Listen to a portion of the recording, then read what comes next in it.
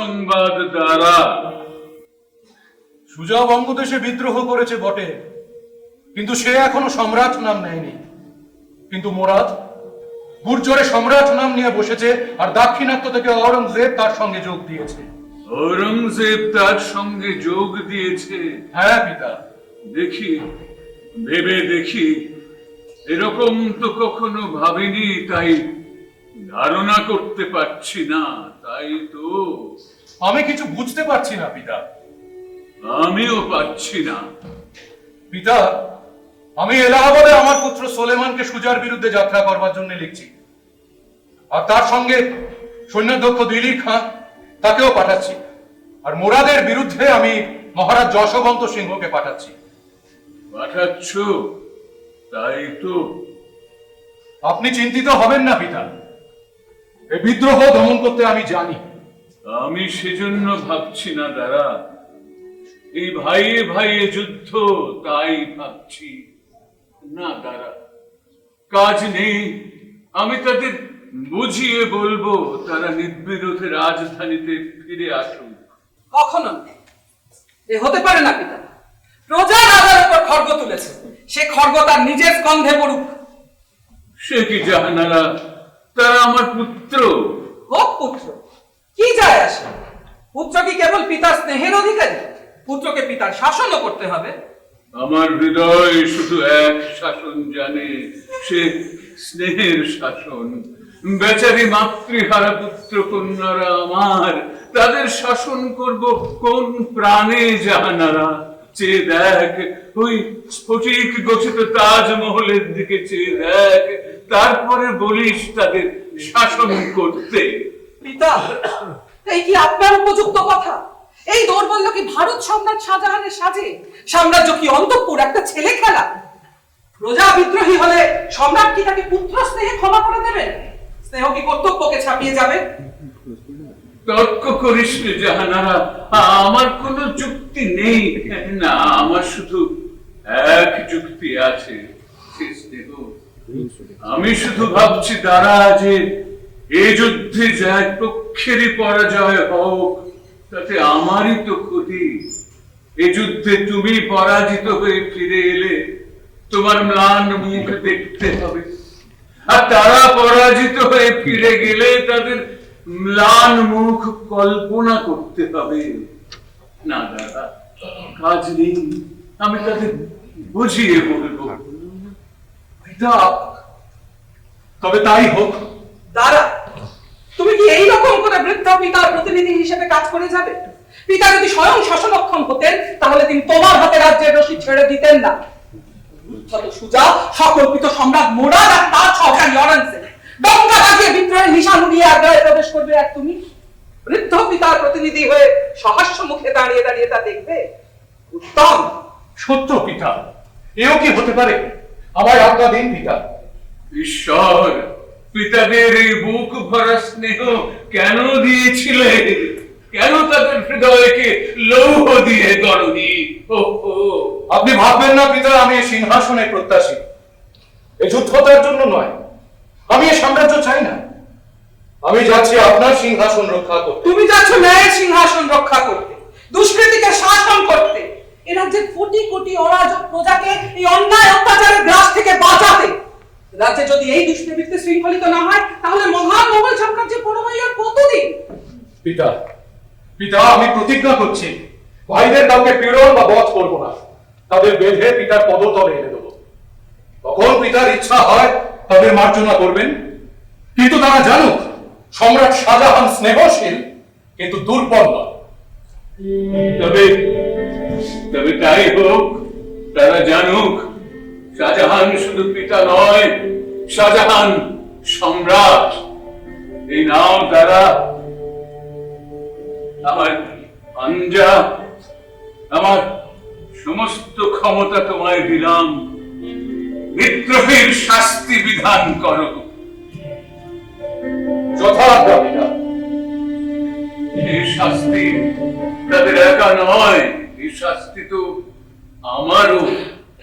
পিতা যখন পুত্রকে শাসন করে, পুত্র ভাবে পিতা কি নিষ্ঠুর, কিন্তু সে জানে না যে পিতার সেই উদ্যত বেত্রের অর্ধেকখানি পরে সেই পিতারই পৃষ্ঠে।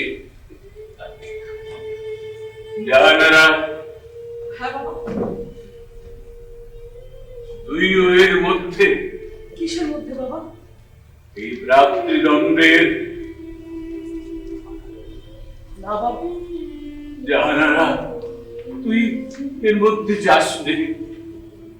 এ বড় নির্মম কাজ। তোর কাজ স্নেহ, ভক্তি, অনুকম্পা, এই আবর্জনায় তুই নামিস নে। তুই অন্তত পবিত্র থাক।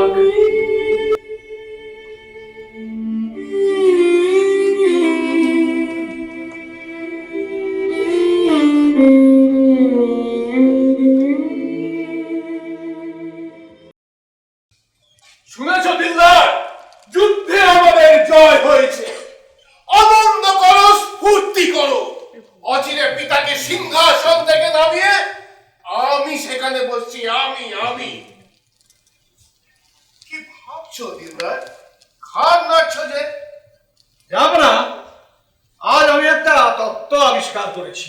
জানি না, কি শুনি? আমি জানি হিংস্র পশুদের একটা দস্তুর আছে যে পিতা সন্তানকে খায়। আছে না? হ্যাঁ, তাই কি? হ্যাঁ, কিন্তু সন্তান পিতাকে খায় এ প্রথা বোধহয় তাদের মধ্যে নেই। হ্যাঁ?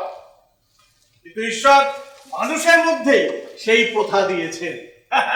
দুরকমই চাই তো, খুব বুদ্ধি। হ্যাঁ, খুব বুদ্ধি। হ্যাঁ, বড় মজার কথা বলেছ এই দিলদার। কিন্তু মানুষের যা বুদ্ধি, ঈশ্বরের বুদ্ধি তার কাছে কিছুই নয়। মানুষ ঈশ্বরের উপর চাল চেলেছে। কিরকম? এই দেখুন জাহাপনা, দয়াময় মানুষকে দাঁত দিয়েছিলেন কেন? চর্পণ করার জন্য নিশ্চয়, বাহির করবার জন্য নয়। কিন্তু মানুষ সেই দাঁত দিয়ে চর্পণ তো করেই, সেই দাঁত দিয়েই সে হাসে। হ্যাঁ, ঈশ্বরের উপর চাল চেলেছে বলতে হবে। তা তো বলতে হবে বই কি। আবার দেখুন জাহাপনা, ঈশ্বর মানুষকে জীব দিয়েছিলেন কেন? চাকবার জন্য, সেটা বেশ বোঝা যায়। হ্যাঁ, কিন্তু মানুষ সেই দিয়ে ভাষার সৃষ্টি করে ফেললে ঈশ্বর মানুষকে নাক দিয়েছিলেন কেন? নিঃশ্বাস ফেলবার জন্য তো, সবার জন্য বোধ হয়। কিন্তু মানুষ তার উপরেও বাহাদুরি করেছে। সে সেই নাকের ওপর চশমা পরে। হ্যাঁ, দয়াময় নিশ্চয়ই সে উদ্দেশ্য ছিল না। আচ্ছা দিলদার, হ্যাঁ, ঈশ্বর মানুষকে যে কান দিয়েছেন তার উপর মানুষ কি বাহাদুরি করতে পেরেছে?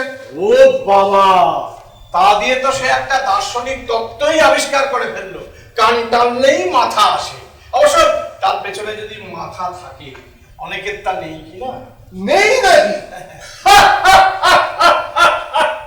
আচ্ছা দিলদার, তুমি এখন যাও। যে আগে না। দো মানে সিরাজি আর বাইজি।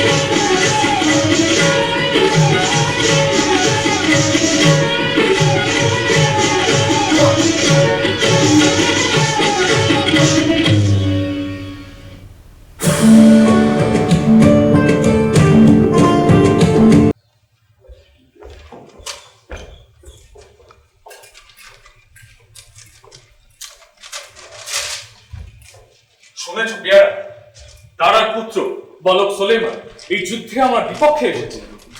তোমার বড় ভাই দাদার পুত্র দিল্লি থেকে এসেছে? সত্যি নাকি? তাহলে তুমি নিশ্চয়ই দিল্লির লাড্ডু এনেছে। তুমি শীঘ্রই সেখানে লোক পাঠাও। আরে হাঁ করে চেয়ে রয়েছো কি? লোক পাঠাও। লাড্ডু কি? যুদ্ধ, তার সঙ্গে বেলের মোরব্বা হলে তো আরো ভালো। আমার তাতেও কোনো অরুচি নেই। তবে দিল্লির লাড্ডু শুনতে পাই जो खाया वो भी पछताया আর जो नहीं खाया वो भी पछताया। দু রকমেই যখন পস্তাতে হচ্ছে তখন না খেয়ে পস্তানোর চেয়ে খেয়ে পস্তানো ভালো। লোক পাঠাও। তুমি এক নিঃশ্বাসে এতখানি বলে গেলে যে আমি বলবার ফুরসতই পেলাম না। তুমি আবার কি বলবে? তুমি তো শুধু যুদ্ধ করবে। আমরা যেমন গুছিয়ে কথা বলতে পারি তোমরা তা পারো নাকি? শোনো, সিংহের বল যেমন দাঁতে, হাতির বল সুরে, মহিষের বল শিঙে, ঘোড়ার বল পিছনকার পায়ে, বাঙালির বল পিঠে, আর নারীর বল তেমনি জিভে। না না না, তুমি দেখছি আমাকে কথা বলবার অবকাশটুকুও দেবে না। শোনো শোনো, কি বলতে যাচ্ছিলাম। তবে চট করে বলে ফেলো, আর দেরি করো না। এখন আমার বিরুদ্ধে এসেছে দারার পুত্র সুলেমান, আর তার সঙ্গে এসেছে বিকানেরের মহারাজ জয়সিংহ আর তার সৈন্যাধ্যক্ষ দিলের খাঁ। বেশ, একদিন নিমন্ত্রণ করে খাইয়ে দাও। এখনই মহারাজ জয়সিংহ আমার কাছে এসেছিলেন। তিনি বলেন যে সম্রাট শাহজাহান এখনো মরেননি, এমনকি তিনি সম্রাটের দস্তখতিপত্র আমাকে দেখালেন। তাতে কি লেখা আছে জানো? শীঘ্র বলে ফেলো, আমার আর ধৈর্য থাকছে না। তাতে লেখা আছে আমি যদি এখনই বঙ্গদেশে ফিরে যাই তাহলে তিনি আমাকে সুবা থেকে চ্যুত করবেন না, নইলে চ্যুত করবেন। এই তো, যা, আর তো তোমার কিছু বলবার নেই। এখন আমি গান গাই। আর আমি কি লিখে দিলাম জানো? আমি লিখে দিলাম, বেশ, আমি বিনা যুদ্ধে বঙ্গদেশে ফিরে যাচ্ছি। পিতার প্রভুত্ব মাথা পেতে নিতে রাজি আছি, কিন্তু দারার প্রভুত্ব কখনোই মানবো না। না, তুমি আমায় গাইতে দেবে না, নিজেই বকে যাচ্ছ। যাও, আমি গান গাইবো না। আচ্ছা বেশ বেশ বেশ, তুমি গাও, আমি চুপ করলাম। দেখো, প্রতিজ্ঞা মনে রেখো। আচ্ছা, কি গান গাই বলো তো? যা ইচ্ছে। এই জীবনে পুরিল না সাধ ভালোবাসি, এ ক্ষুদ্র হৃদয় ধরে না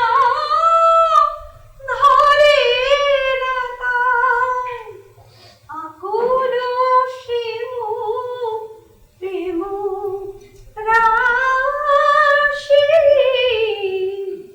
এ জীবনে পুরিল না সাধ ভালোবাসি। ওকে, এত রাতে কামাল আছে। তুই আবার, আমি দেখে আসছি।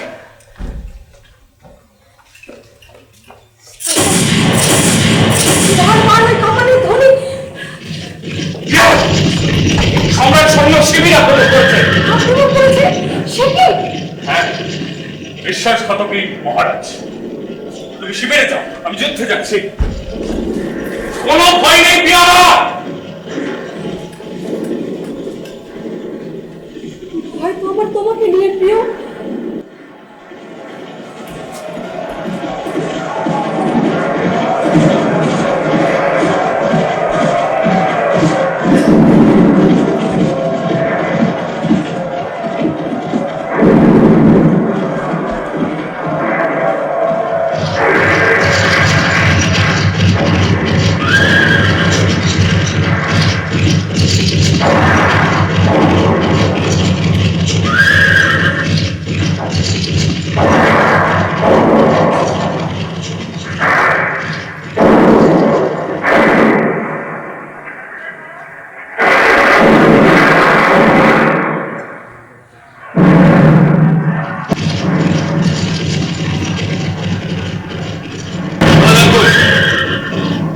তিনি নদীর দিকে পালিয়েছেন। পালিয়েছেন? হ্যাঁ। তার পশ্চাৎ ধাবন করে দিলে কা। মহারাজ, আমরা জয় লাভ করেছি। আপনি রাত্রে নদী পার হয়ে শত্রু শিবির আক্রমণ করেছেন। করবো যে তারা কিন্তু তা ভাবেনি। তবু এত শীঘ্র জয়লাভ করবো কখনো মনে করি। সুলতান সুজার সৈন্য একেবারেই প্রস্তুত ছিল না। যখন অর্ধেক সৈন্য নিহত হয়েছে তখনও তাদের সকলের ঘুম ভাঙে। তার কারণ কাকা প্রকৃত যোদ্ধা, তিনি নৈশ আক্রমণের সম্ভাবনা জানতেন। আমি সম্রাটের পক্ষ থেকে তার সঙ্গে সন্ধি করেছিলাম, তিনি বিনা যুদ্ধে বঙ্গদেশে ফিরে যেতে সম্মত হয়েছিলেন, এমনকি ফিরে যাওয়ার জন্য নৌকা প্রস্তুত করতে আজ্ঞা দিয়েছিলেন। সুলতান সুজা সপরিবারে নৌকা যোগে পালিয়েছে। পশ্চাৎ ধাবন করো, যাও সৈন্যদের আজ্ঞা দাও।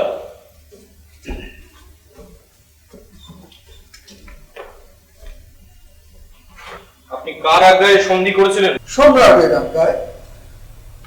কিন্তু পিতা তো আমায় এই কথা কিছু লেখেননি, আর আপনিও আমায় বলেন। সম্রাটের নিষেধ ছিল। মিথ্যে কথা, যান।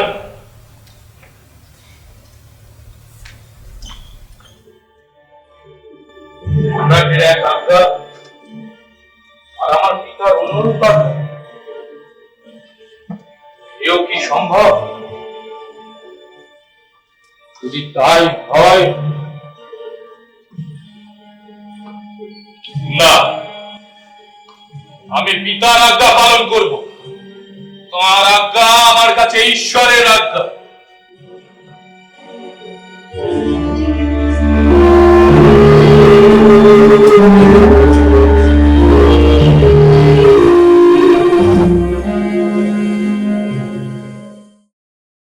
আকাশ মেঘাচ্ছন্ন, ঝড় উঠবে। একটা নদী পার হয়েছি, এখন আর একটা নদী, আরো ভীষণ কল্লোলিত তরঙ্গ শঙ্কু, এত প্রশস্ত যে তার ওপার দেখতে পাওয়া যাচ্ছে না। তো পার হতে হবে দাদা, এই নৌকা দিয়ে। কি মুরাদ? তার সাথে 1,00,000 ঘোড়সওয়ার আর 100 কামান। তবে সংবাদ ঠিক? হ্যাঁ দাদা। এত সৈন্য দ্বারা পেলেন কোথায়? আমরা তাহলে কাল প্রভাতেই। চুপ, কথা কয় না, ভাবতে না। 1,00,000 অশ্বারোহী আর আচ্ছা, তুমি এখন যাও মুরাদ, আমি একটু ভেবে দেখি।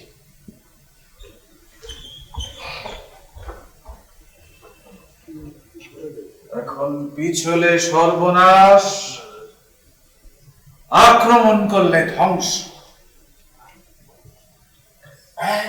100 কামান যদি না, তা কি করে হবে? ঔরঙ্গজেব, এখন তোমার উত্থান না পতন? পতন অসম্ভব, অসম্ভব। উত্থান, উত্থান। কিন্তু কি উপায়? দাদা, তুমি আবার কেন? শায়েস্তা খাঁ এসেছেন বিপক্ষ শিবির থেকে তোমার সঙ্গে দেখা করতে। উত্তম, তাকে সসম্মানে এখানে নিয়ে এসো। আচ্ছা থাক, আমি স্বয়ং যাচ্ছি তার সঙ্গে কথা বলতে।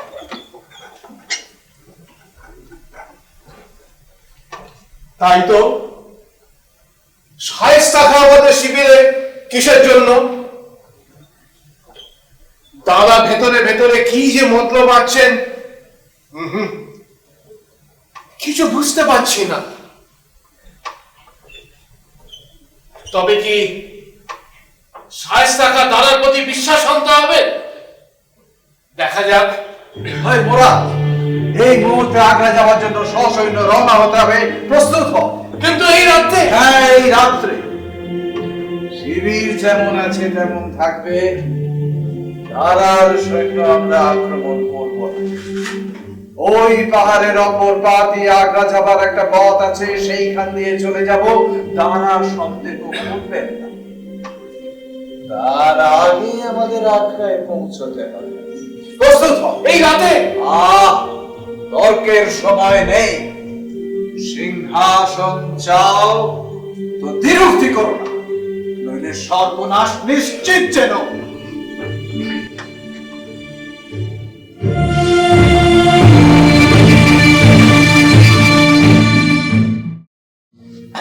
ঔরঙ্গজেব শেষ যুদ্ধেও জয়ী হয়েছে শুনেছেন মহারাজ।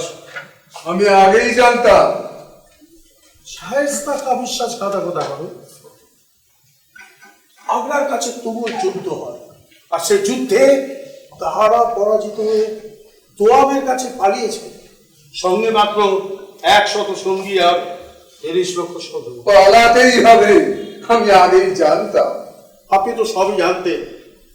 পালাবার সময় তারা তাড়াতাড়িতে অত অর্থ নিয়ে যেতে পারেননি, কিন্তু তারপরেই শুনছি যে বৃদ্ধ সম্রাট 57টি অশ্ববোঝাই স্বর্ণমুদ্রা দাঁড়ার উদ্দেশ্যে পাঠিয়েছিলেন, কিন্তু পথে জাঠেরা তাও ডাকাতি করে দিয়েছে। আহা বেচারি, কিন্তু আমি আগেই জানতাম। এই যুদ্ধের ফল সম্বন্ধে আপনার কি ধারণা মহারাজ? গতকাল আমি এক জ্যোতিষীকে দিয়ে এই যুদ্ধের ফলাফল নির্ণয় করিয়েছিলাম। তিনি বলেন, ভাগ্যের আকাশে এখন ঔরঙ্গজেবের তারা উঠেছে আর দাঁড়ার তারা নেমে যাচ্ছে। বেশ, এই বিষয়ে আমার বুদ্ধি খুব একটা খুলে না, তবে একটা কথা। চুপ। বন্দেগী যদি সাজা মহারাজ, পিতা পরাজিত, পলায়িত। এই সম্রাট শাহজাহানের পত্র। তাই তো কুমার, সম্রাট আমায় পিতার সাহায্যে সসৈন্য অবিলম্বে যাত্রা করতে লিখেছে। আমি এক্ষুনি যাব।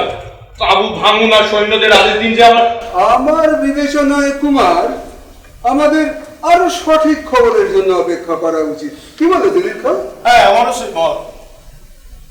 এর চেয়ে ঠিক খবর আর কি হতে পারে? স্বয়ং সম্রাটের হস্তক্ষেপ। আমার বোধ হয় ও জাল।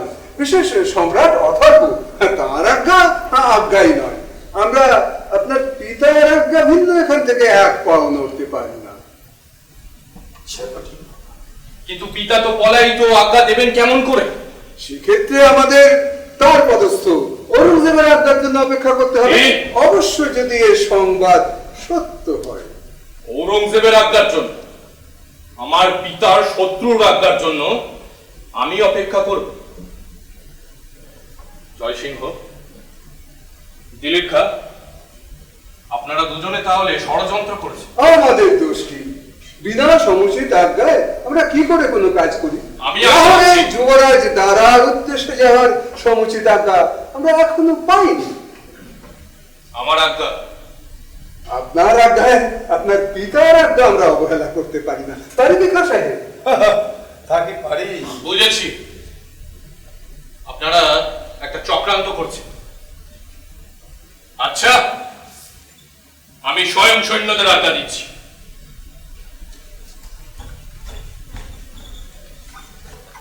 ভয়ের কোনো কারণ নেই খা সাহেব, আমি সৈন্যদের সব বশ করে রেখেছি। আপনার মতো একজন বিচক্ষণ এবং কর্মঠ ব্যক্তি আমি জীবনে খুব কম দেখেছি, তবে কাজটাকে উচিত হচ্ছে। চুপ। সৈন্যরা ওই চক্রান্তে যোগ দিয়েছে। আপনাদের বিনা আজ্ঞায় এক পাও নড়তে চান। তাই দস্তুর বটে। মহারাজ, সম্রাট আমার পিতার সাহায্যে যেতে লিখেছে। পিতার কাছে যাওয়ার জন্য আমার প্রাণ বড় ব্যাকুল হয়েছে। আমি আপনাদের কাছে মিনতি করছি দিলীপ খা, তারার পুত্র আমি, করজোড়ে আমি আপনাদের কাছে এই ভিক্ষা চাইছি। আপনারা না যান, আমার সৈন্যদের আজ্ঞা দিন আমার সঙ্গে পিতার কাছে লাহোর যেতে। আমি দেখি এই রাজ্যা প্রহরী ঔরঙ্গজেবের কতখানি শৌর্য। মহারাজ, দিলীপ খা, আজ্ঞা দিন আমায়। এই কৃপার জন্য আমি আপনাদের কাছে আমরণ বিকৃত হয়ে থাকি। সম্রাটের আজ্ঞা ভিন্ন, আমরা এখান থেকে এক পাও নড়তে পারি না। দিলীপ খা, আমি জানু পেতে, যুবরাজ দ্বারার পুত্র আমি, জানু পেতে আপনাদের কাছে এই ভিক্ষা চাইছি। উঠুন শাহজাহান, মহারাজ আজ্ঞা না দেন, আমি আজ্ঞা দিচ্ছি। আমি দাঁড়ার নিমক পেয়েছি, আর মুসলমান জাত নেমো খেলার জাত নয়। আসুন আমার সঙ্গে, আমি এই মুহূর্তে আজ্ঞা দিচ্ছি।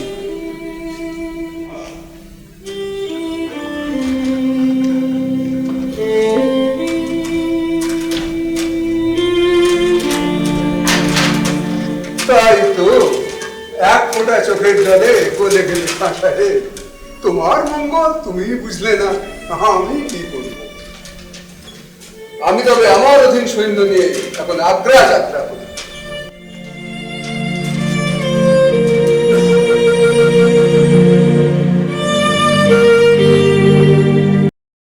জাহানারা, আমি সাগ্রহে ঔরঙ্গজেবের জন্য অপেক্ষা করছি।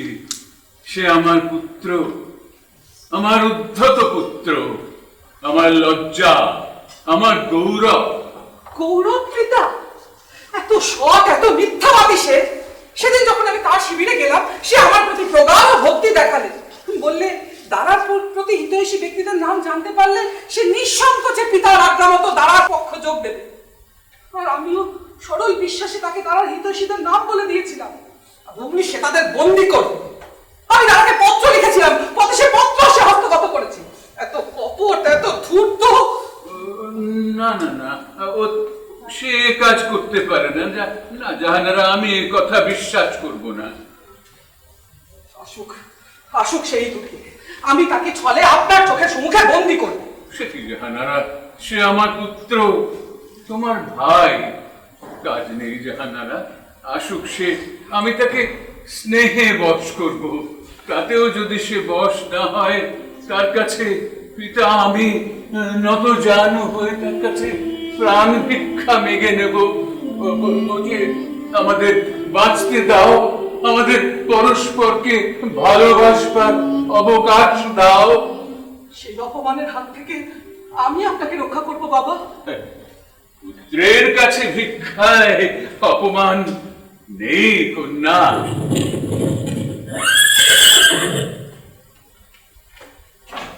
এই যে মোহাম্মদ, তোমার পিতা কই? তা তো জানি না ঠাকুরদা। সে কি, সে এখানে আসবে বলে অশ্বারূঢ় হয়েছে শুনলাম। কে বলবে? তিনি তো ঘোড়ায় চড়ে আকবরের কবরে নামাজ পড়তে গিয়েছেন। আমি তো যতদূর জানি তার এখানে আসবার কোনো অভিপ্রায় নেই। তবে তুমি এখানে কেন মোহাম্মদ? এই প্রাসাদ দুর্গ অধিকার করতে। তবে আমি তোমাকে বন্দি করব। প্রহরী! তবে আমাকে আমার সহস্র সৈনিক ডাকতে হলো। সহস্র সৈনিক? কে তাদের দুর্গ মধ্যে প্রবেশ করতে দিলে? আমি দিয়েছি জাহানারা। ঔরঙ্গজেব স্নেহ বশে পত্রে যা চেয়েছিল আমি তাকে তাই দিয়েছিলাম। আমি স্বপ্নেও কল্পনা করতে পারিনি। মোহাম্মদ। ঠাকুরদা, আমি কি বুঝবো আমি তোমার হাতে বন্দি? বন্দি নন ঠাকুরদা, তবে আপনার দুর্গের বাইরে যাওয়ার অনুমতি নেই। আমি ঠিক বুঝতে পারছি না, এটা একটা সত্যি ঘটনা নাকি স্বপ্ন?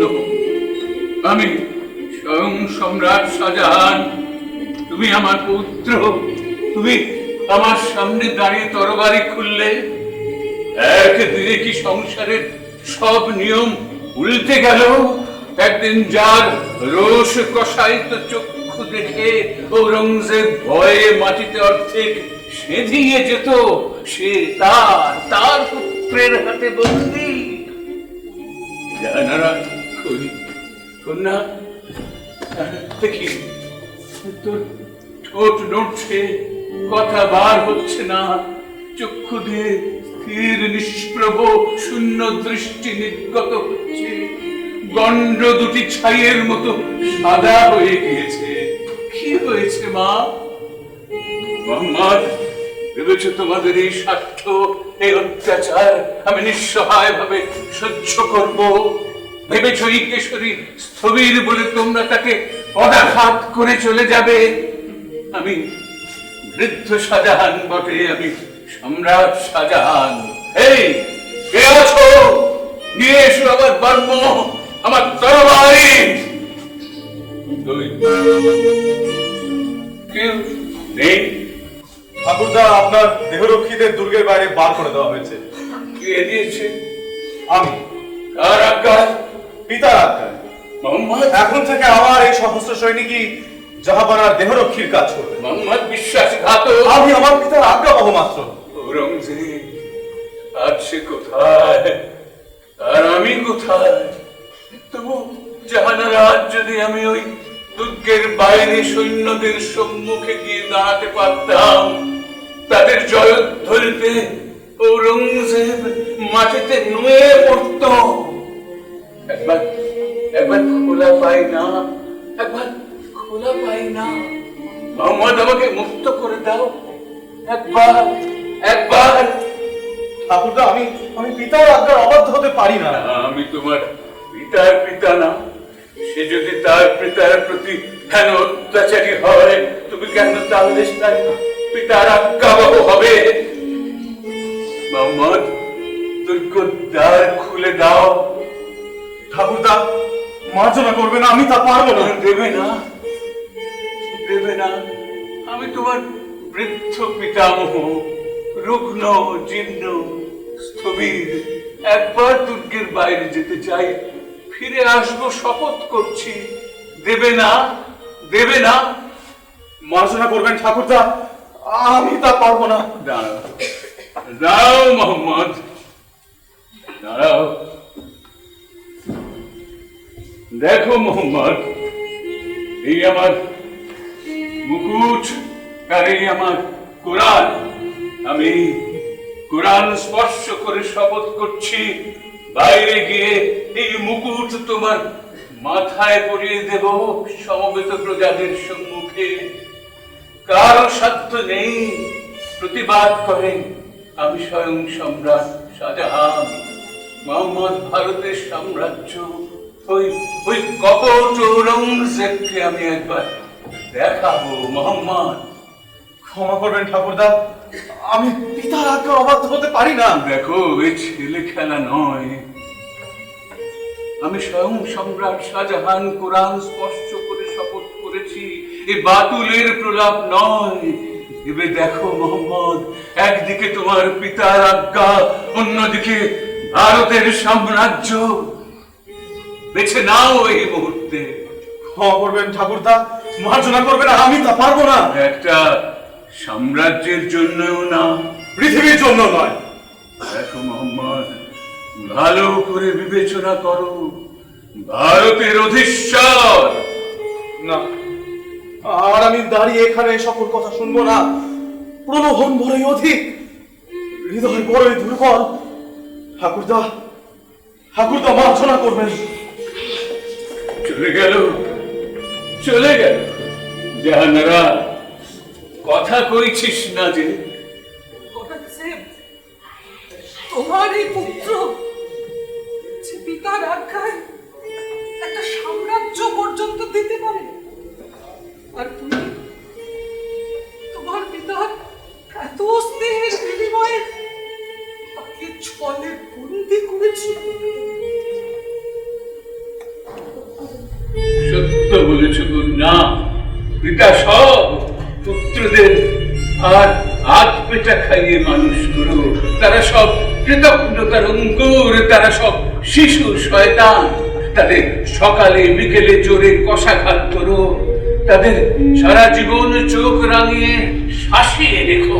তবেই তবেই বোধহয় এই মোহাম্মদের মতো বাধ্য পিতৃভক্ত হবে। আর তা করতে গিয়ে যদি তোমাদের বুক ভেঙে যায় তো বুক উপড়ে ফেলো, চোখ জল আসে তো চোখ উপড়ে ফেলো। যদি আর্তনাদ করতে ইচ্ছে হয় তো গলা টিপে ধরো। ও বাবা, এই কারাগারে কোণে বসে অসহায় শিশুর মতো ক্রন্দন করলে কিছু হবে না। পদাহত পঙ্গুর মতো, পাপী মুমূর্ষুর মতো অন্তিমে একবার ঈশ্বরকে দয়াময় বলে ডাকলে কিছু হবে না। উঠুন, দলিত ভুজঙ্গের মতো ফনা বিস্তার করে উঠুন, ঋতসাগর ব্যাঘ্রীর মতো প্রমত্ত বিক্রমে গর্জে উঠুন, অত্যাচারে ক্ষিপ্ত জাতির মতো জেগে উঠুন, নিয়তির মতো কঠিন হন, হিংসার মতো অন্ধ হন, শয়তানের মতো ক্রূর হন। উত্তম, তবেই তার সঙ্গে পারবেন।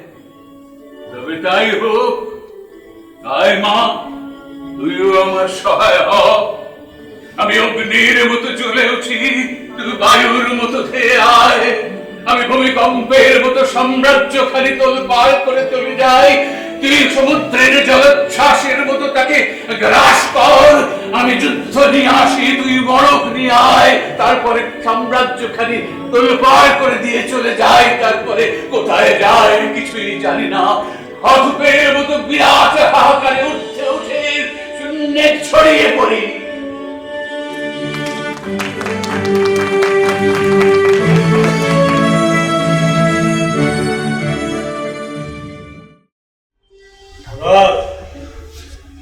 তুমি কেমন ধাপে ধাপে ধীরে ধীরে নেমে যাচ্ছ, সুরাজ স্রোতে ভাসছ, তুমি ডুববে আর দেখি নেই। তোমাকে দেখে মাঝে মাঝে আমার বড় কষ্ট হয়। এত সরল, শাহজাদির প্ররোচনায় তুমি ঔরঙ্গজেবকে ছলে বন্দী করতে গিয়েছিলে, জলে নেমে কুমিরের সঙ্গে বাঘ।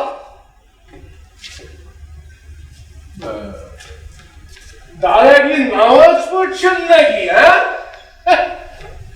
দাদা পরকাল দিয়ে গেলে ইহকাল দাদার আর ভোগে এলো না। কি ভাবছো দিলদার? না, ভাবছিলাম জানবো না, মাছেদের যদি ডানা না থেকে পাখা থাকতো তাহলে তারা পাখির মতো উঠতো। আরে মাছের যদি পাখা থাকতো তুমি তো জানো সেটা পাখি হয়ে যেত। সেইটা ঠিক, এইটা বুঝতে পারছিলাম না, তাই একটু গলে পড়েছিলাম। আচ্ছা জানবো না, এই হাঁসেদের মতো অদ্ভুত জানোয়ার বড় একটা দেখা যায়। তারা তারা ওই জলে সাঁতার দেয়, ডাঙায় হাঁটে, আবার আকাশে ওড়ে। মূর্খ!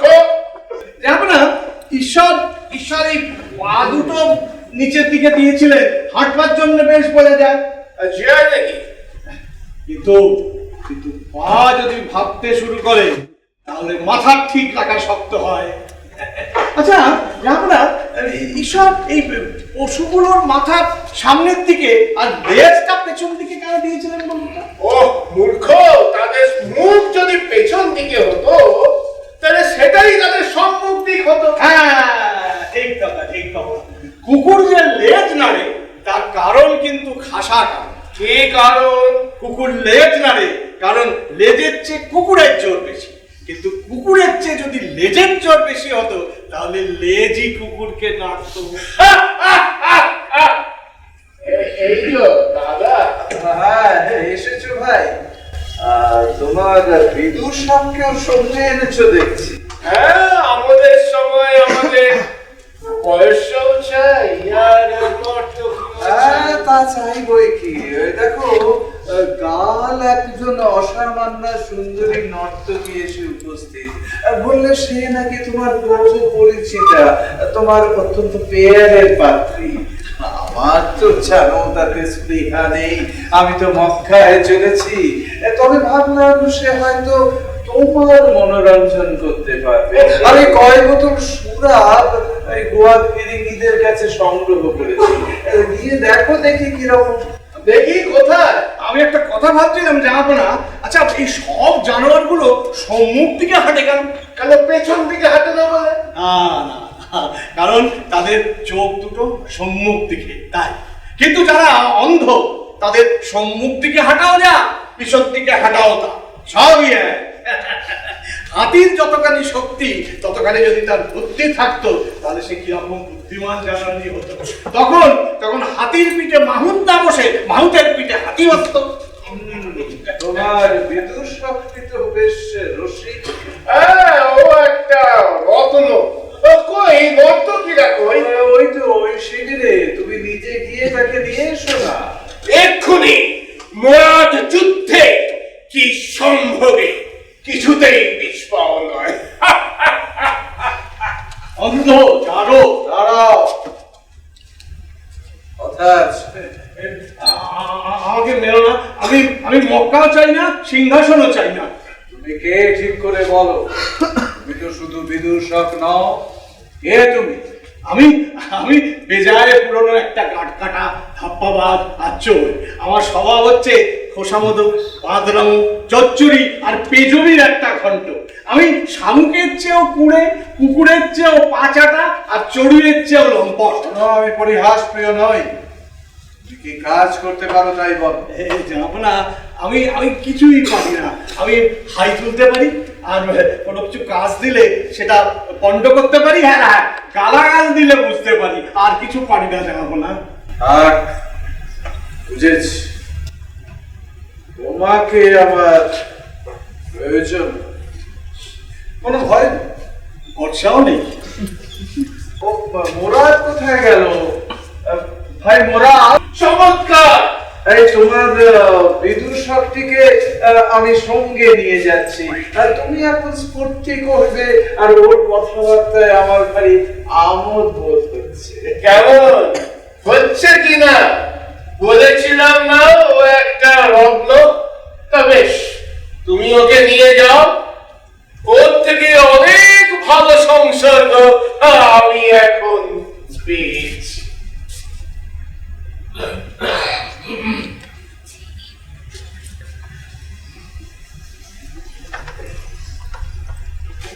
নাচো!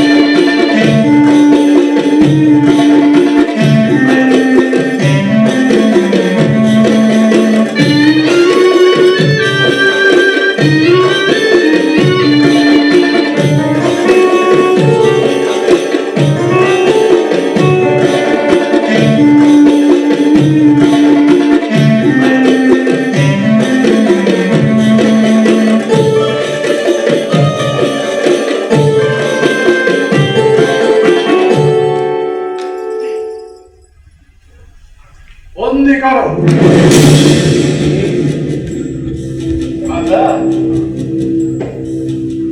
এটি বিশ্বাসঘাতকতা। যদি বাধা দেয়, বধ করতে দ্বিধা করবে না। দাদা, তুমি আগ্রায় নিয়ে যাও, আমার পুত্র মোহাম্মদ আর শায়েস্তা খান জিম্মায় রাখবে। আমি পত্র লিখে দিচ্ছি, নিয়ে যাও। তুমি এর প্রতিফল পাবে, আমি একবার দেখব। নিয়ে যাও। ও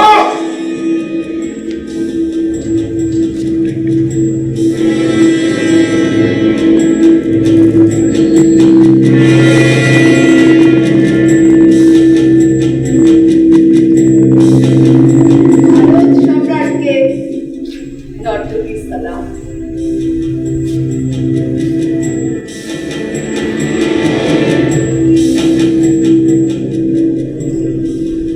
তোমার হাত ধরে কোথায় নিয়ে চলেছ খোদা? আমি এ সিংহাসন চাইনি। তুমি আমার হাত ধরে সিংহাসনে বসালে কেন? তুমি চাই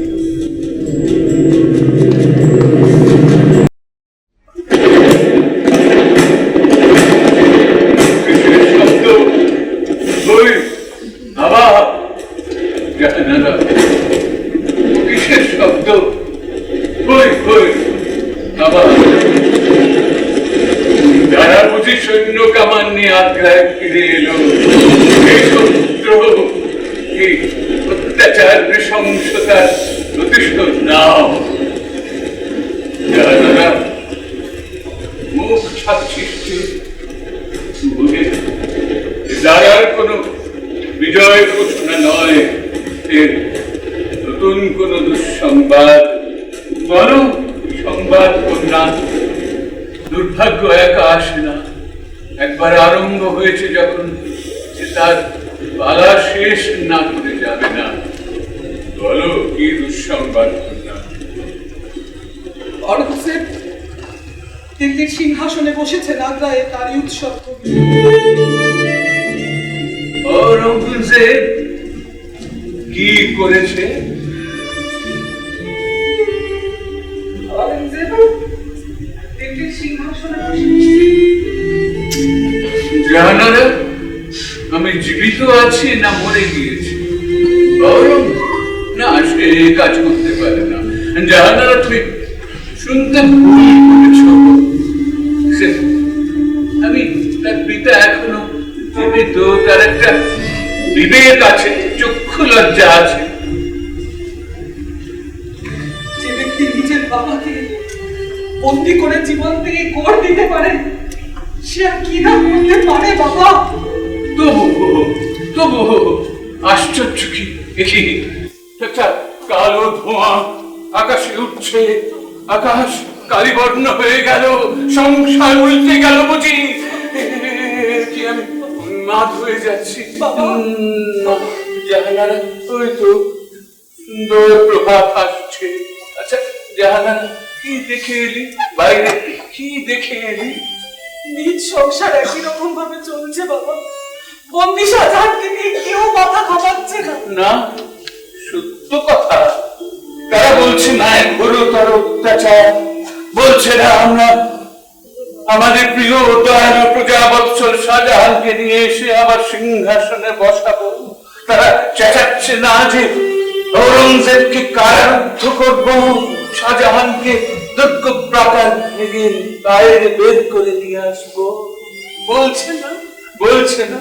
সংসারে কেউ কাউকে নিয়ে ভাবে না বাবা, সবাই নিজের নিজের নিয়ে ব্যস্ত। তবু একদিন তারা আমাকে সম্রাট বলে মানত। তাদের অনেককে আমি অনাহার থেকে বাঁচিয়েছি, কারাগার থেকে মুক্ত করে দিয়েছি, বিপদ থেকে রক্ষা করেছি। তার বিনিময়ে বাবা, মানুষ খোসা বলে, কুকুরের মতো খোসা বলে। এক টুকরো মাংসের খণ্ড যে দিতে পারে, তারই পায়ের নিচে বসে দিয়েছে নাড়ে। এত নিচ, এত তবু যদি আমি একবার গিয়ে তাদের সম্মুখে দাঁড়াই, এই শুভ্রশির মুক্ত করে যষ্টির উপরেই রোগ বিকম্পিত দেহখানে আর রেখে একবার যদি দাঁড়াই, তাদের দয়া হবে না?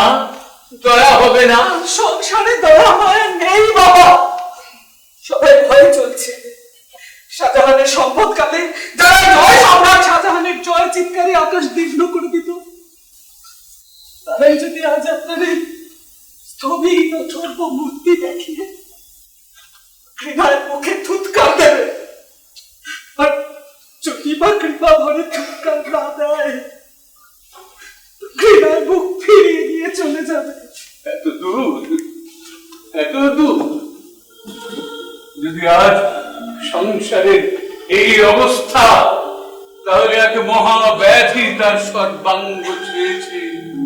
ঈশ্বর, তাকে আর রেখো না, এই ক্ষণে গলা টিপে মেরে ফেলো। যদি তাই হয়, আকাশ এখনো নীল বর্ণ কেন?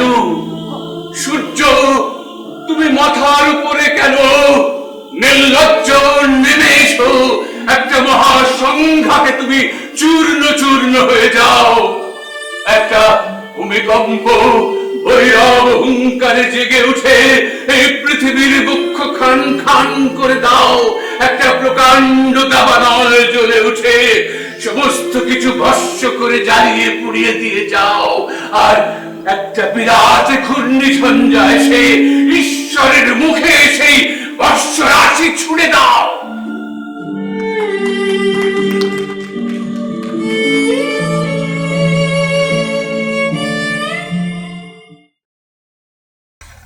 আর পারি না প্রভু, এইখানে খানিক বিশ্রাম করো।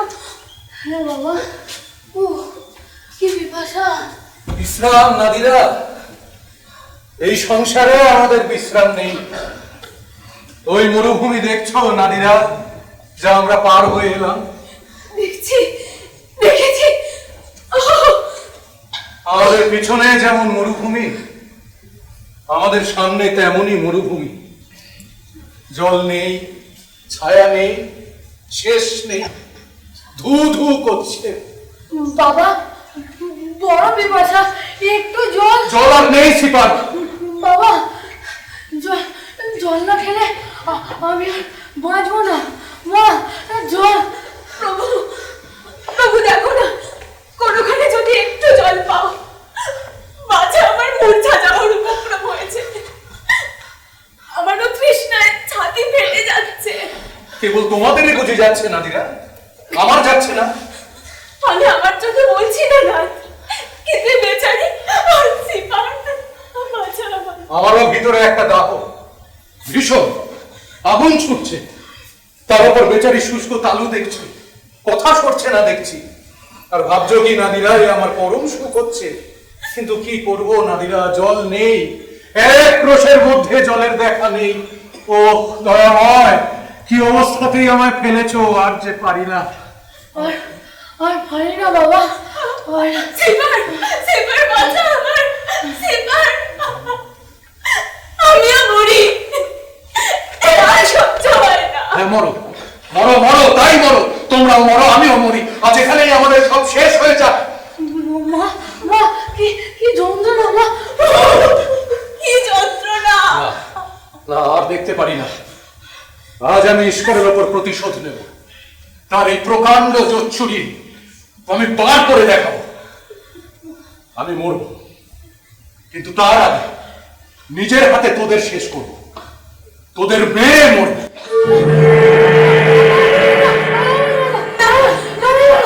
আমাকে আগে বলো, আমাকে, আমার চোখের সম্মুখে তুমি মাথার মুখে ছুরি বসাতে পারবে না। আমাকে আগে মারো। না, ও দয়াময়, এ আমার মাঝে মাঝে কি দেখো, অন্ধকারের মাঝখানে মাঝে মাঝে কি আলোকের উচ্ছ্বাস। ঈশ্বর দয়াময়, তোমার রচনা এমন সুন্দর, অথচ এমন নিষ্ঠুর। এই মায়ের আর ছেলে পরস্পরকে রক্ষা করবার জন্য কান্না, অথচ কেউ কাউকে রক্ষা করতে পারছে না। এত প্রবল অথচ এত দুর্বল, এত উচ্চে কিন্তু এত নিচে পড়ে। এই যে আকাশের একখানা মানিক ছিটকে এসে মাটিতে পড়েছে, এই যে স্বর্গ আর নরক একসঙ্গে। ও ও দয়াময়, এ কি প্রহেলিকা। বাবা, বাবা, বাবা, সিপার, সিপার। আবার আবার আবার আবার আবার সেই নরক। না না না না, এই আলোকভ্রান্তি, এ শয়তানি, এ ছল। অন্ধকার কত গাঢ় তাই দেখাবার জন্য এক জ্বলন্ত অঙ্গার খণ্ড, আর কিচ্ছু না। আমি তোমাদের বধ করে মরব। ও ঘুমোচ্ছে, ওটাকেও না, না। তারপর তারপর তোমাদের মৃতদেহগুলো জড়িয়ে আমি মরব।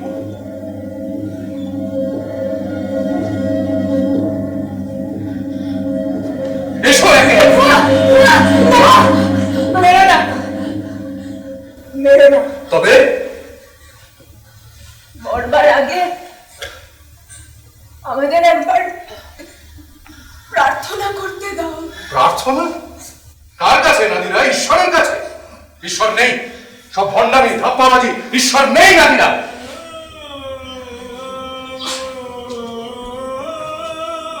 ঈশ্বর আছেন, আছেন ঈশ্বর।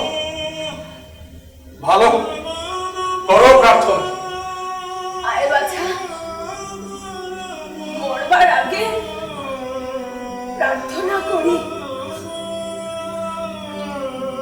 দয়াময়, বড় দুঃখে আজ তোমায় ডাকছি। তুমি দুঃখ দিয়েছ, দিয়েছ। প্রভু, প্রভু, তুমি যা দাও সব মাথা পেতে নেব। তবু মরবার আগে পুত্র কন্যা আর স্বামীকে যদি সুখী দেখে মরতে পারতাম। ঈশ্বর, রাজাধিরাজ তুমি আছো। তুমি না থাকো তো এই বিশ্বজগৎ চালাচ্ছে কে? কোথা থেকে সে নিয়ম এলো যার বলে এমন পবিত্র জিনিস দুটি জগতে প্রস্ফুটিত হয়েছে, মা আর ছেলে। ঈশ্বর, ঈশ্বর তোমায় অনেকবার স্মরণ করেছে, কিন্তু এমন দুঃখে, এমন দীন ভাবে, এমন কাতর হৃদয়ে কখনো ডাকিনি।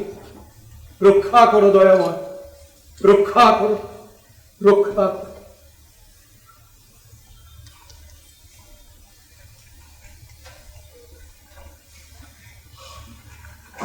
কে তোমরা? এ কার সব? কে তোমরা? একটু জল দিতে পারো? একটু জল আমায় না দাও, এই নারী আর এই বালককে দাও। আহা বেচারি, এই নাও বাছা, জল নাও।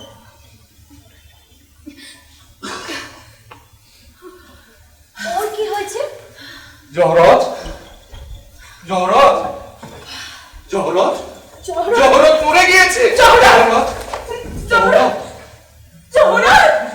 না না, মরেনি, এই তো শ্বাস পড়ছে। জহরত, জহরত, জহরত। চলো চলো বাবা, আমাদের বাড়িতে চলো। কোথায় তোমাদের বাড়ি? এই তো কাছেই। তোমরা তোমরা মরুভূমি পার হয়ে এসেছো, কাছেই আমাদের গ্রাম। এসো এসো, আমাদের সঙ্গে এসো। এসো। কে তোমরা? তোমরা কি স্বর্গের কোনো দেবতা? ঈশ্বর তোমাদের পাঠিয়েছেন? না বাবা, আমরা সাধারণ মানুষ, কোন রকমের দিন গুজরান করি। মানুষের এত দয়া? কেন বাবা, তোমরা কি কখনো মানুষ দেখোনি? সব শয়তানি দেখে এসেছো? তাই কি ঠিক? তারা কি সব শয়তান? কিন্তু মানুষেরই কাজ বাবা, অনাথকে আশ্রয় দেওয়া, যে খেতে পায়নি তাকে খেতে দেওয়া, যে জল পায়নি তাকে জল দেওয়া, কিন্তু মানুষেরই কাজ। এসো আমার সঙ্গে। এসো বাবা, এসো। চল। এসো। তোমরা এসো। এসো আমাদের সঙ্গে, এসো। এসো, এসো, এসো, এসো।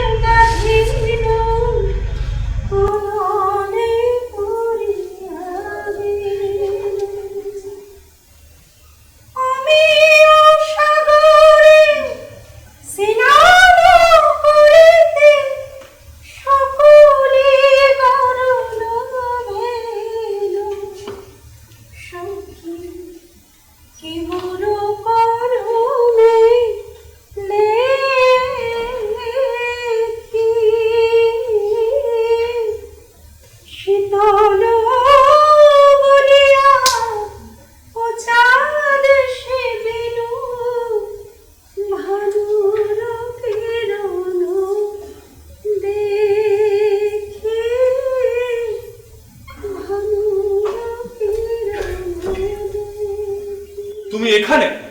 এদিকে আমি খুঁজে খুঁজে সারা।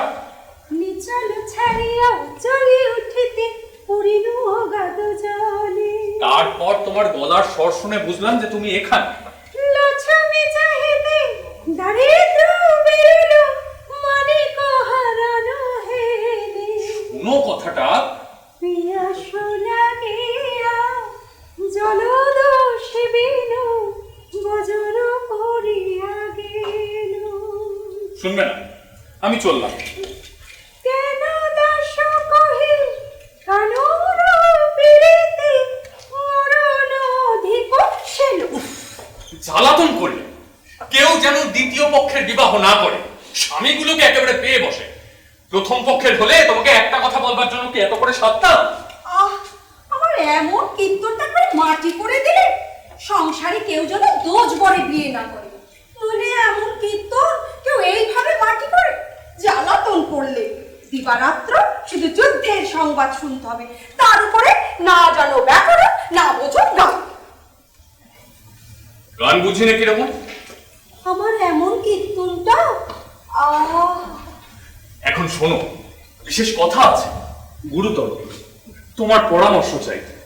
তোমার চাও নাকি? তবে রসো। কিন্তু এখানে তো কোনো উঁচু আসন নেই ছাই। যাকে আমি দাঁড়িয়ে দাঁড়িয়ে শুনবো। বলো, আমি প্রস্তুত। আমার বিশ্বাস যে পিতা মৃত। আমারও তাই বিশ্বাস। জয়সিংহ আমাকে সম্রাটের যে দস্তখত দেখিয়েছিলেন তা দ্বারা জাল। নিশ্চয়ই। স্বীকার করছো? স্বীকার আমি কিছু করছি না, তুমি বলো। ঔরঙ্গজেবের হাতে দ্বিতীয় যুদ্ধে দাঁড়ার পরাজয় হয়েছে, শুনেছো? শুনেছি। কার কাছে শুনলে? তোমার কাছে। কখন? এখনই। তারা আগ্রা ছেড়ে পালিয়েছে। ঔরঙ্গজেব বিজয় গর্বে আগ্রায় প্রবেশ করে পিতাকে কারারুদ্ধ করেছে, মোরাবকেও বন্দী করেছে। বটে। এখন ঔরঙ্গজেব আমার সঙ্গে যুদ্ধে নামবে। সম্ভব। আর ঔরঙ্গজেবের সঙ্গে যদি আমার যুদ্ধ হয় তবে সে একটু শক্ত রকম যুদ্ধই হবে। শক্ত বলে শক্ত। কিন্তু তার জন্য আমাকে এখন থেকে প্রস্তুতি নিতে হয়। হয়তো। কিন্তু আমারও না ঠিক হইল। ওই কিন্তু তুমি যে কি বলছো আমি কিছুই বুঝতে পারছি না। সত্যি কথা বলতে কি আমিও বড় একটা পাচ্ছি। দূর, তোমার কাছে পরামর্শ চাওয়াই বৃথা। আরে বুঝেছো? এসো এসো। কেমন করে বুঝলে? হ্যাঁ গো বলো না, কেমন করে বুঝলে? কি বুদ্ধি। এখন এখন কি যে করি? ঔরঙ্গজেবের সঙ্গে যুদ্ধ, তার সঙ্গে তার বীর পুত্র মোহাম্মদ, মহা সমস্যার কথা। তাই ভাবছি। আচ্ছা আচ্ছা, তুমি কি উপদেশ দাও?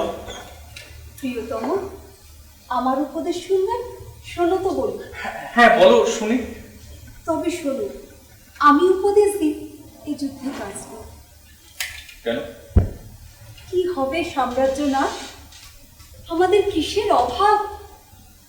চেয়ে দেখো, এই শস্য শ্যামলা পুষ্প ভূষিতা সহস্র নির্ঝর ঝঙ্কৃত অমরাবতী, এই বঙ্গভূমি কিসের সাম্রাজ্য?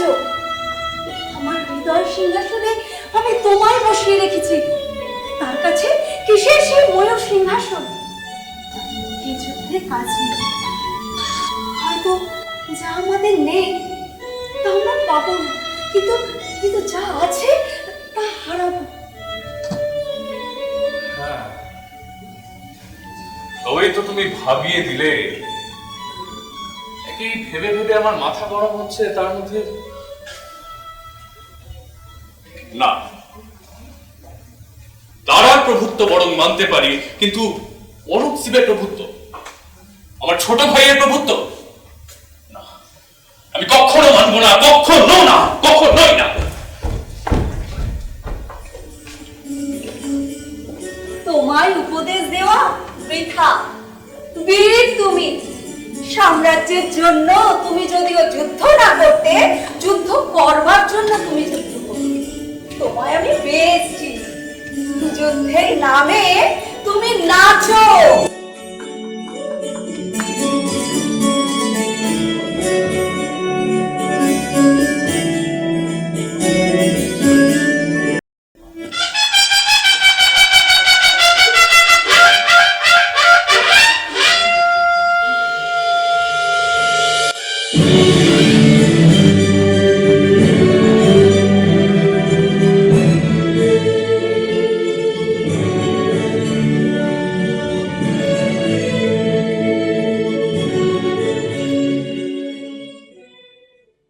জাহাপনা, আমি এসেছিলাম সুলতান সুজার বিরুদ্ধে জাহাপনাকে আমার সৈন্য সাহায্য দিতে, কিন্তু এখানে এসে আমার আর সে প্রবৃত্তি নেই। আমি আজই যোধপুরে ফিরে যাচ্ছি। মহারাজ যশবন্ত সিংহ, আপনি নর্মদা যুদ্ধে দারার পক্ষে যুদ্ধ করেছিলেন বলে আমাদের অপ্রতিভাজন নন। মহারাজের রাজভক্তির নিদর্শন পেলে আমরা মহারাজকে পরমাত্মীয় বলে গণ্য করতে পারি। যশবন্ত সিংহ জাহাপনার অপ্রীতিভাজন হোক কি প্রীতিভাজন হোক, তাতে তার কিছু মাত্র যায় আসে না। আর আমি আজ এই সভায় জাহাপনার দয়ার ভিখারি হয়ে আসিনি।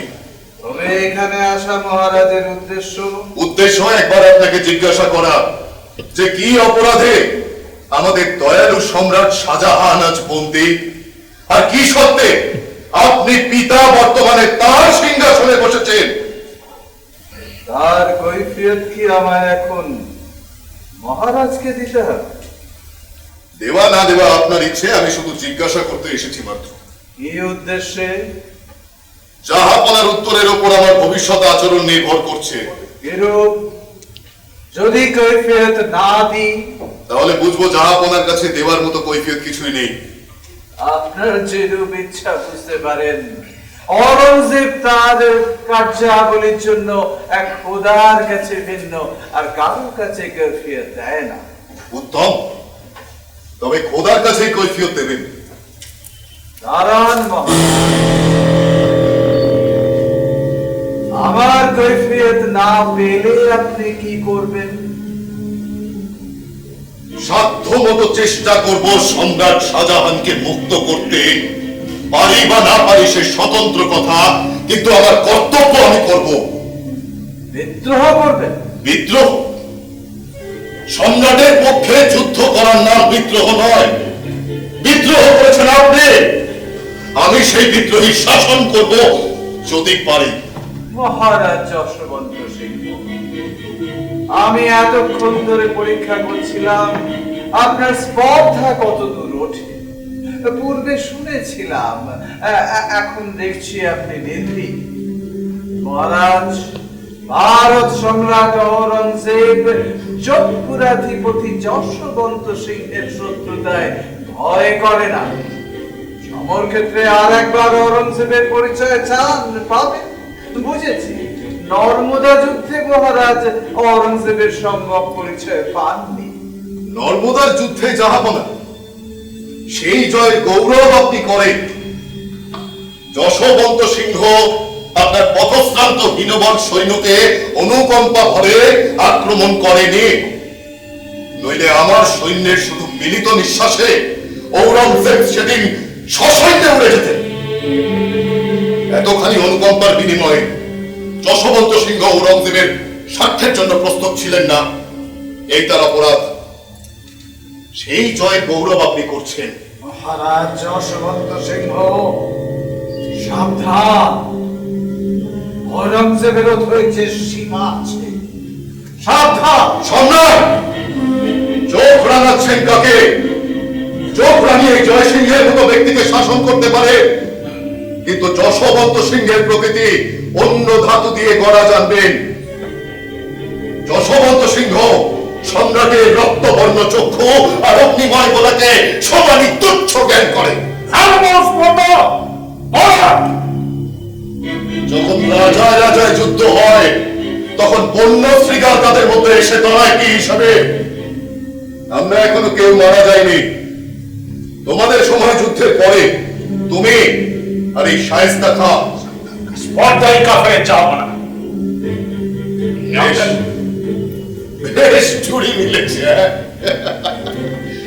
মির্জুমলা আর শায়েস্তা খাঁ, উজির আর সেনাপতি, দুই নিয়ম খারাপ।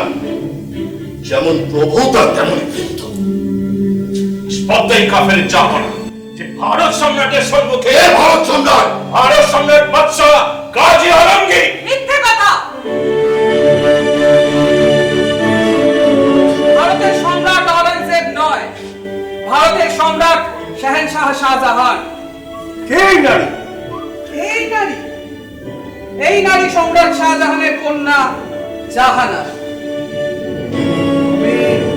কি ঔরঙ্গজেব, তোমার মুখ সহসা ছাইয়ের মতো সাদা হয়ে গেল যে? এখানে ভগ্নী, আমি এখানে কেন? এ কথা ওই সিংহাসনে বসে ধীরভাবে মানুষের স্বরে জিজ্ঞাসা করতে পারছো? আমি এখানে এসেছি ঔরঙ্গজেব তোমাকে মহারাজদ্রোহিতার অপরাধে অভিযুক্ত করতে। কার কাছে? ঈশ্বরের কাছে। ঈশ্বর নেই ভেবেছো? শয়তানের চাকরি করে ভেবেছো ঈশ্বর নেই? ঈশ্বর আছে। আমি এখানে বসে সেই খোদার ফকিরি করছি। স্তব্ধ হও ভণ্ড! খোদার পবিত্র নাম তোমার জিহ্বায় উচ্চারণ করো না, জিহ্বা পুড়ে যাবে। বজ্র ঝঞ্ঝা, অগ্নিদহ, মড়ক, বন্যা, জলোচ্ছ্বাস, তোমরা তো লক্ষ লক্ষ নরনারীর ঘর বাড়ি উড়িয়ে পুড়িয়ে ছাড়খাড় করে দাও, শুধু এদেরই কিছু করতে পারো না। মোহাম্মদ, এই উন্মাদিনী নারীকে এখান থেকে নিয়ে যাও। এই রাজসভা উন্মাদাগার নয়। মোহাম্মদ, দেখি এই সভার মধ্যে কার স্পর্ধা সম্রাট শাহজাহানের কন্যাকে স্পর্শ করে। সে ঔরঙ্গজেবের পুত্রই হোক আর স্বয়ং শয়তানই হোক। মোহাম্মদ, নিয়ে যাও। মার্জনা করবেন পিতা, আমার সেই স্পর্ধা নেই। বাচ্চা ও তাদের প্রতি এই রূঢ় আচরণ আমরা সহ্য করব না। সত্য সত্য বটে, আমি কি ক্রোধে জ্ঞান হারিয়েছি? আমার ভগ্নীর, সম্রাট শাহজাহানের কন্যার এরকম অমর্যাদা করছি, তার প্রতি এরকম রূঢ় ব্যবহার করবার আজ্ঞা দিচ্ছি। ভগ্নী ভগ্নী অন্তঃপুরে যাও। এই প্রকাশ্য দরবারে শত কুৎসিত দৃষ্টির সম্মুখে এসে দাঁড়ানো সম্রাট শাহজাহানের কন্যার শোভা পায় না। তোমার স্থান অন্তঃপুর। তা জানি অরঙ্গজেব, কিন্তু যখন একটা প্রকাণ্ড ভূমিকম্পে হরমরাজি ভেঙে পড়ে, তখন অসুজন পশ্চিমরূপা যে সেও নিঃসংকোচে রাস্তায় এসে দাঁড়ায়। আজ ভারতবর্ষের সেই অবস্থা। আজ একটা বিরাট অন্যায় অত্যাচারের সামনে একটা সাম্রাজ্য ভেঙে পড়েছে। এখন আর সেই নিয়ম খাটে না। আজ যে অন্যায় নীতির মহাপ্লাবন, যে দুর্বিষহ অত্যাচার ভারতবর্ষের রক্তমঞ্চে অভিনীত হয়ে যাচ্ছে, তা বুঝি ইতিপূর্বে আর কখনো কোথাও ঘটেনি। এত বড় পাপ, এত বড় স্বার্থ আজ ধর্মের নামে চলে যাচ্ছে। আর বেশ্যাবকগণ অনিমেষ নেত্রে তার পানে চেয়ে আছে। ভারতবর্ষের মানুষগুলো কি আর চাবুকে চলছে? দুর্নীতির মহাপ্লাবনে মানুষের ন্যায়, বিবেক, মনুষ্যত্ব যা কিছু শুভ প্রবৃত্তি সব ভেসে গিয়েছে। নিজ স্বার্থ সিদ্ধি কি এখন ধর্মনীতি?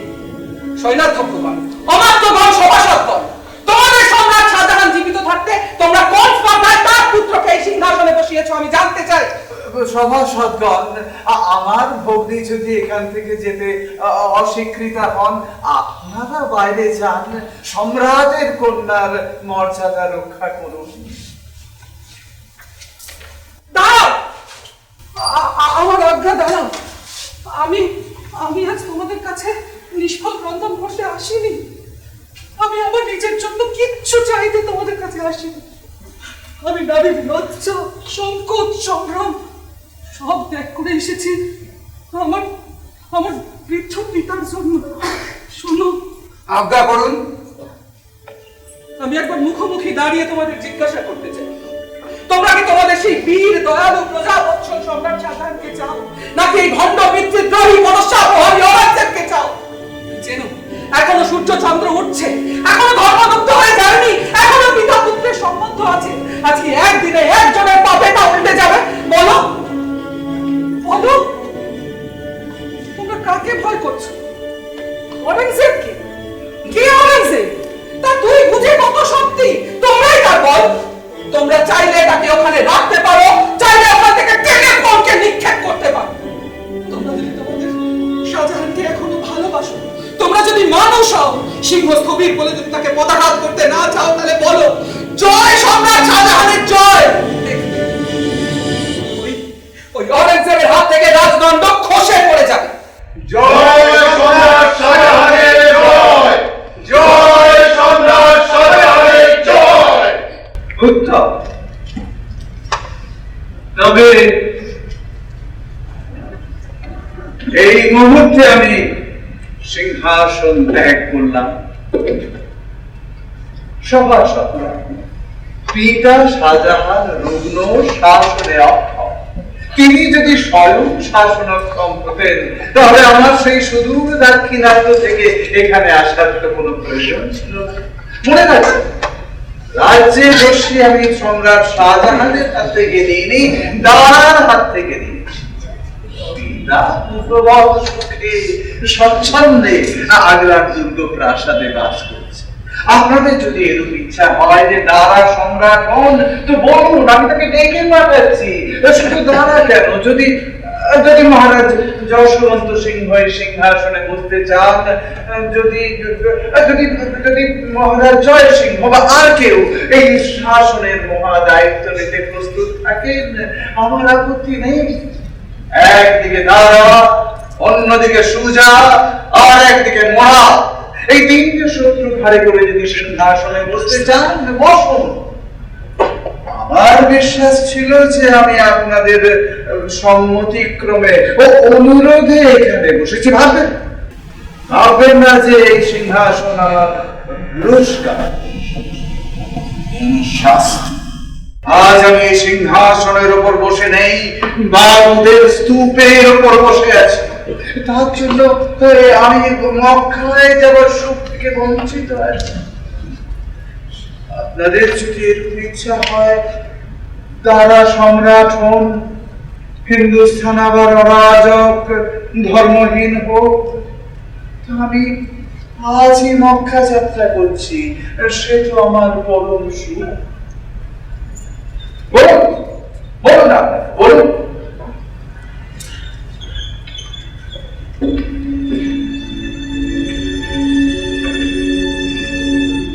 এই আমার রাজ মুকুট আমি সিংহাসনের উপর রাখি। আমি এই সিংহাসনে বসেছি আজ সম্রাটের নামে, তবে সেদিনের জন্য নয়। সাম্রাজ্যে শান্তি স্থাপন করে তার আর বিশৃঙ্খল রাজত্বে একটা শৃঙ্খলা এনে তারপর আপনারা যার হাতে বলেন তার হাতে রাজ্যের রশ্মি ছেড়ে দিয়ে আমি সেই মক্কায় যেতে চাই। আমি এখানে বসে সেই দিকে চেয়ে আছি। আমার জাগ্রত চিন্তা, নিদ্রায় স্বপ্ন, জীবনের ধ্যান সেই মহাতীর্থের দিকে চেয়ে আছে। আপনাদের যদি এরূপ ইচ্ছা হয় আমি আজই রাজ্যের রশ্মি ছেড়ে দিয়ে মক্কা যাত্রা করি, সে তো আমার পরম সৌভাগ্য। মোহাম্মদ আমার মক্কা যাত্রায় তুমি আমার সঙ্গী হবে। না না, আপনারা আমার জন্য ভাববেন না, আপনারা নিজেদের দিকে চেয়ে বলুন যে পীড়ন চান না শাসন চান। যাও মোহাম্মদ, মক্কা যাওয়ার জন্য প্রস্তুত হও। না না, আপনারা নিজেদের দিকে চেয়ে বলুন। আমি আপনাদের বিনা সম্মতিতে শাসনভার গ্রহণ করতে পারবো। আবার আপনাদের ইচ্ছা ক্রমে এখানে দাঁড়িয়ে দাঁড়ার উচ্ছৃঙ্খল অত্যাচার না, তাও আমি দেখতে পারবো। বলুন আপনাদের কি হবে। কি বাবা, তুমি এখনো দাঁড়িয়ে রয়েছে? বলুন বলুন বলুন, আপনারা বলুন বলুন, কি আপনাদের অভিপ্রায়?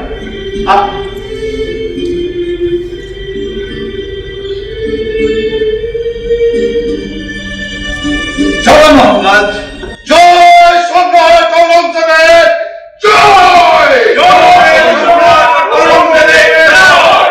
জয় সম্রাট ঔরঙ্গজেবের জয়! উত্তম উত্তম, আপনাদের অভিমত জানলাম। এখন আপনারা দয়া করে বাইরে যান।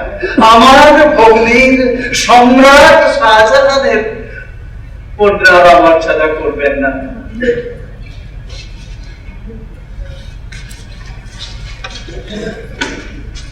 অরঞ্জেব, ভগ্নী, আমি তোমার প্রশংসা না করে পারছি না।